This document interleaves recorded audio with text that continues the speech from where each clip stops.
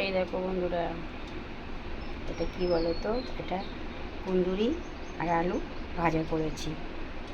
তো আজকে আমার রান্না বান্না শুরু হয়ে গেছে। আমি কুন্দুরি ভাজা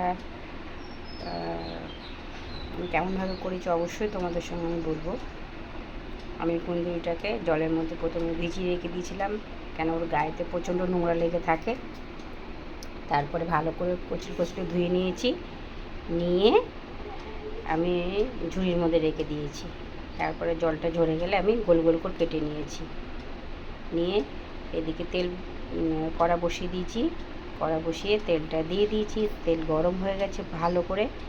তারপরে আমি কুন্দুরিটা দিয়ে দিচ্ছি। কুন্দুরিটা যে হালকা হালকা লালচে লালচে হয়েছে, তখন আমি এর মধ্যে আলুটা কাটতে শুরু করে দিয়েছিলাম। এদিকে কুন্দুরিটা লাল লাল ভাজা হচ্ছে, এদিকে আলুটাও কাটা হয়ে গেল। তারপরে আমি আলুটা দিয়ে দিয়েছি, দিয়ে নুন দিয়েছি, হলুদ দিয়েছি, আর 2-3টে লঙ্কা আমি কুচি কুচি করে কেটে দিয়েছি।